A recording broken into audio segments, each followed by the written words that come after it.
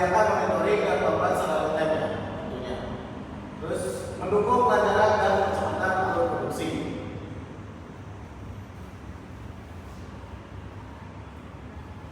Baik, untuk strategis dari proyek kita sendiri itu yang pertama adalah mengembangkan robot otonom untuk navigasi indoor. Sudah banyak dikembangkan di beberapa perusahaan, namun belum menyeluruh atau belum sepenuhnya secara merata digunakan oleh pengguna atau perusahaan. Yang kedua adalah menggunakan arsitektur client server untuk integrasi sistem.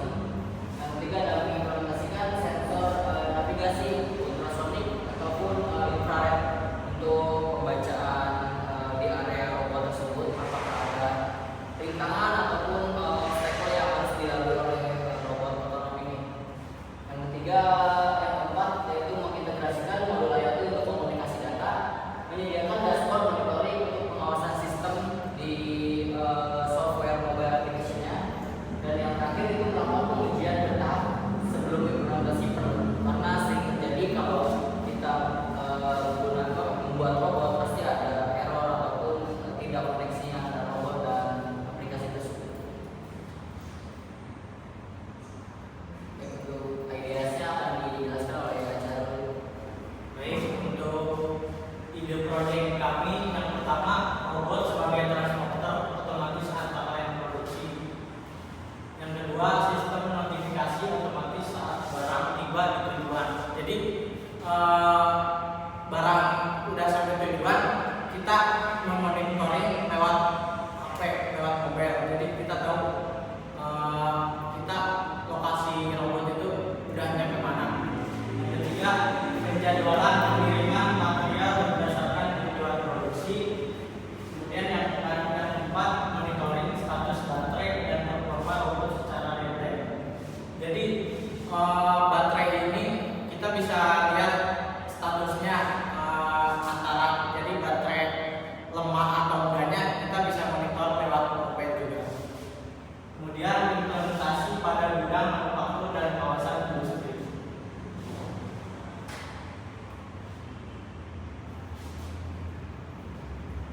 Baik, untuk resource and media sendiri di hardware kita robot otonom robot beroda gitu, seperti AGV, surround media, terus menggunakan sistem microcontroller ESP32 atau Arduino. Yang ketiga Gojek GPS atau opsi pilihan kita. Yang keempat ada sensor jarak ultrasonik atau infrared. Yang kelima ada motor DC sendiri atau motor driver untuk mengendalikan robot tersebut. Yang terakhir tentunya ada baterai dan power management.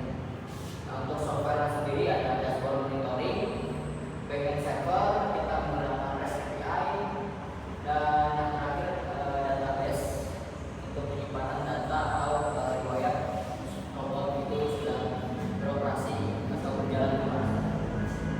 Untuk network sendiri kita perlu wifi internal di warehouse karena sistem robot ini harus menggunakan jaringan yang bagus agar bisa berjalan secara lancar. Baik, untuk mockup aplikasinya. Assalamualaikum warahmatullahi wabarakatuh. Nah, di sini tampilan mockupnya ya. Pertama di sini kita ada login operator ya dengan nama Kamal ya. Nah, di sini sudah login ya, login Kamal. Nah, nanti kita akan coba logout ya. Di sini kita logout. Nah, kita masuk ke aplikasinya operator. Nah, ini langsung masuk ya. Nah, di sini udah masuk nih. Kita ada dashboard nih sini. Kita ada dashboardnya. Ya. Di sini kita ada laporan yang pengiriman hari ini. Nah, ini Sabtu 4 April ya. Di sini ada kode menunggu, satu jalan dan selesai masih nol ya karena belum ada perintah. Di sini kode perintah. Nah, di sini kita ada produk misalkan produk-produk komponen spare part mobil, motor ya. Nah, di sini kita melakukan ke menu delivery. Nah, di sini delivery itu isinya barang ya. Barang yang akan kita kirim ke departemen A, ke departemen B dengan zona asal, shipping, ada storage area, QC area, dan packaging, kemudian shipping. Kemudian juga sama di sini ya, penerima tujuannya. Nah, di sini kita bisa masukkan operator, misalkan Ajar misalkan produk assembling, departemennya assembling, ininya packing area, kirim ke receiving, zona tujuannya. Misalnya di sini baut misalkan. Kemudian di sini SKU 002 jumlah 1 misalkan normal, gak ada komen ya, kirim ke permintaan. Nah, di sini ya, ini udah dilakukannya. Kemudian di sini kita lihat reportnya. Nah, di sini adalah laporan pengiriman yang sudah tadi kita kirim. Nah, seperti ini ya tampilan mockupnya ya. Di sini ada total. Kemudian di sini ada robot. Nah, sini ada status robot sama area yang akan kita kirim. Di sini udah ada mappingnya ya, mapping area-area yang akan kita kirim. Dan kemudian di sini ada kontrol manual. Nah, ini kontrol manual robot. Di sini ada robot 1, robot 2, robot 3, robot 4. Nah, ini status biru itu yaitu lagi idle ya statusnya. Kemudian robot 3 aktif dan robot 4 di sini lagi maintenance, lagi dibenerin. Nah, nanti di sini kita bisa melakukan navigasi manual dengan tombol yang sudah disediakan. Di sini ada panduannya di bawah, forward, backward, left, right, pick up, drop, dan kembali ke home. Misalkan kalau ada masalah kita ambil bisa stop. Kemudian di sini ada profile, kita bisa edit profile. Di sini ya edit profile, terus kemudian ada ganti password. Di sini juga ada seterusnya. Nah, di sini, nah ini kalau misalkan ada masalah bisa hubungin admin. Oke. Dan kemudian kita logout. Baik, selanjutnya akan menjelaskan flowchart sederhana dari program atau project yang kita buat ini.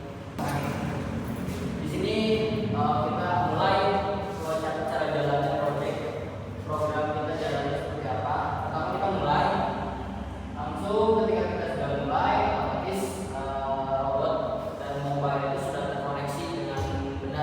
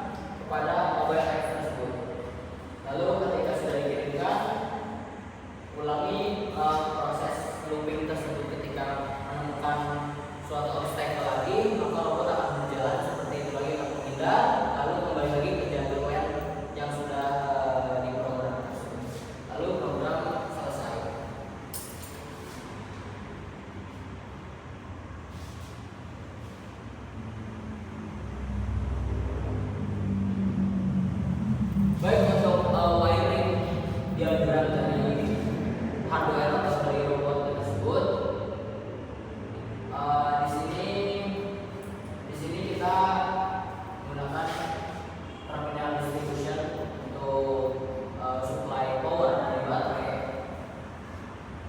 Lalu dari terminal tersebut membagi listrik antara listrik kepada motor driver untuk menyuplai listrik kepada motor DC.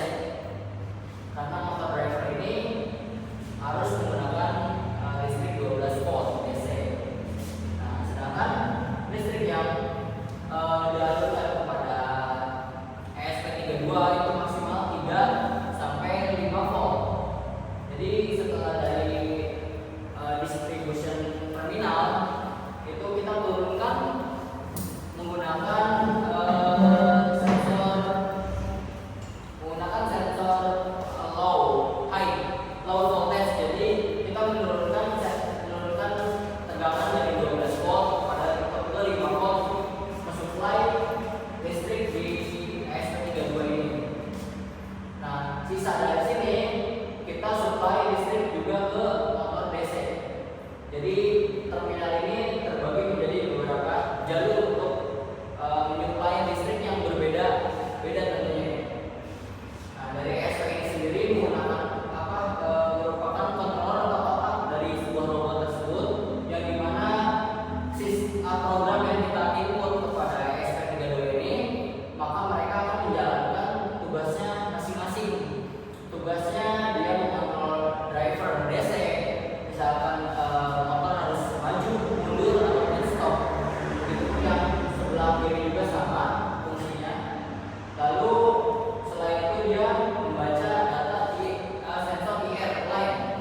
Jadi ketika sensor IR berada di jalur, otomatis robot berjalan maju atau normal. Nah, ketika sensor IR lain ini berada di luar jalur, otomatis si program tersebut kita buat untuk bagaimana si sensor IR ini mencari jalur atau mencari deteksi dari sebelumnya jalur lain tersebut. Yang dimana ketika robot keluar dari lane, maka akan otomatis kembali ke jalur lane yang sudah saya jelaskan tadi. Nah, untuk pembacaan obstacle atau rintangan kita menggunakan sensor ACSR4, yang dimana ACSR4 itu menerima voltase itu 3 volt DC. Maka dari itu kita menggunakan opsi kapasitor 1 kilo ohm atau 2 kilo ohm untuk menurunkan tegangan ke sensor ACSR tersebut.